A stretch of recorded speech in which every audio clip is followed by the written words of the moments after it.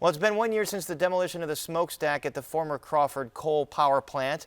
The implosion created a massive dust cloud coating parts of the Little Village neighborhood. Community groups say they're still wanting answers about the demolition, and on top of that, they have another environmental concern, and that is an e-commerce warehouse for Target that is slated to move into that area. And joining us with more are Alderman Mike Rodriguez of the 22nd Ward, which includes that coal plant, and Kim Wasserman, Executive Director of the Little Village Environmental Justice Organization. We reached out to Hilco Redevelopment Partners for a comment, and they did not respond, but we do appreciate the two of you joining us. First, Kim, in the last year, there have been fines levied against Hilco, a legal settlement, public rebuke, and then the full demolition of that factory. What do community groups think about the way the aftermath of this incident has been handled? It hasn't been handled very well at all. Our community still does not have the answers around what was in the dust cloud, how did it impact us, what's in our soil a year later that we still don't know. And the fact of the matter is this development is coming into a neighborhood with the second worst air quality in the state. And so we continue to have massive concerns around what does it mean to not only have that legacy of contamination that'll not only impact us, but generations to come, but also what does it mean to have this now e-commerce coming with trucks, not necessarily into our community now, but that air pollution is going to travel into our community. And so we continue to be disgruntled. And Alderman Rodriguez, from your vantage point, has the city done enough to hold Hilco to account for what happened last year? Well, Paris, thanks for having me. But the fact is, this was an absolute tragedy. I live 3 blocks from this site, and my family was impacted. I've grown up here.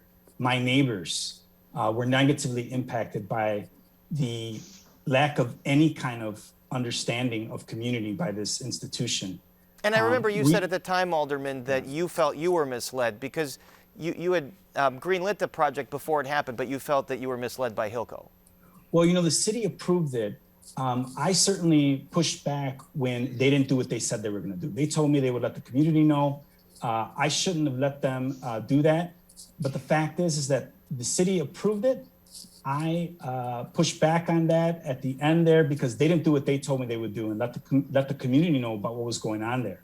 So that was strike 1 against them. Actually, that was maybe strike 2 or 3 after someone actually died on the site there, a neighbor of ours, someone who comes from our community, who lived in our community. I visited his mother a number of times, and the tragedy that she's had. We've had too much tragedy out of this developer, and I don't know what they could do to restore the harm here. I do know that we're going to make the most out of what's coming out of here. And that's what we're working on right now to try to do. But has the city done enough? Absolutely not. We had an air quality ordinance that Kim and I agree was not enough. It excluded transportation and logistics from it, and that's why I voted against it. That air quality ordinance ended up being watered down by industry. And I'm here to work with Kim and other nonprofit organizations to hold bad corporate actors accountable. And Alderman Rodriguez, you heard Kim mention toxins possibly found in the soil. As I understand, the city did do an analysis and didn't find any toxic pollutants. Is that correct? I mean, are you satisfied with what you found in terms of what's been left over in the soil or the ground?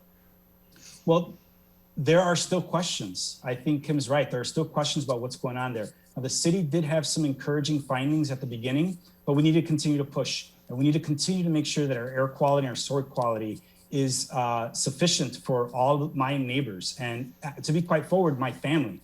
The fact is that we've done a lot over the last year.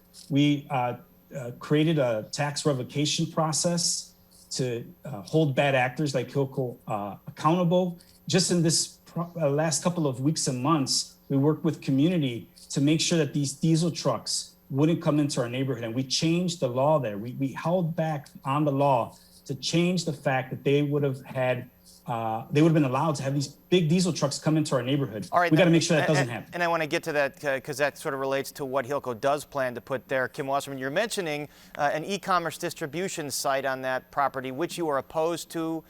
Tell us why you're opposed to it and whether you're making any headway to change what that development would be.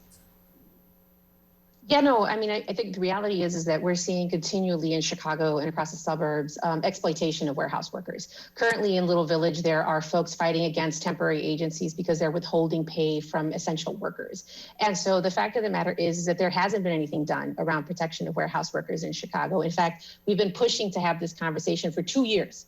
For 2 years, we have been pushing to have this conversation, and our aldermen in the city waited way too long. They waited until 3 strikes instead of acting after strike 1. Which is when all of this should have happened. And what about diesel we trucks? definitely are pushing back. Is that a change that happened? So the site will no longer have diesel trucks coming to the distribution center?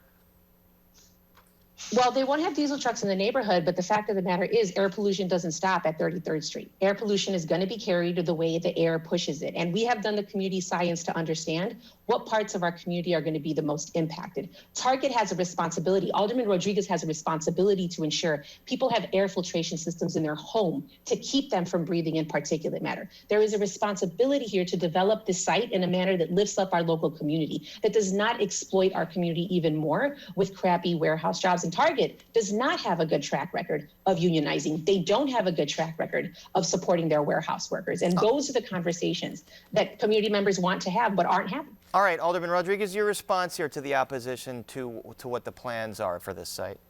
You know, I understand it. I understand that community organizers and advocates are gonna have that stance. I'm dealing with the reality of what was bestowed upon me. The city and the previous alderman approved this project. They approved the tax incentive that I was against. And as I lo know, and Hilco behold, keeps this tax incentive, correct? they've passed it on to Target, is my understanding. But I'll tell you what we're doing.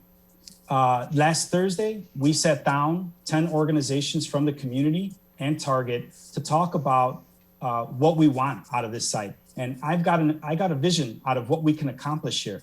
Those last mile fleets need to be electric. There shouldn't be trucks coming through our community that aren't electric. We need to make sure that the jobs at the Target are full-time jobs with full-time benefits and not temp jobs. I agree. We should not have temp jobs in this environment, and we're going to be fighting for that. We need more green space. We need them to make sure that they're invested in our neighborhood. We have a safety problem here in our community. We need invested organizations, not just people who are trying to make a profit out of the back of hardworking people in our community. We'll have to follow how these negotiations go, but for now, our thanks to Alderman Mike Rodriguez and Kim Wasserman. Thanks so much for joining us. Thank you, Paris.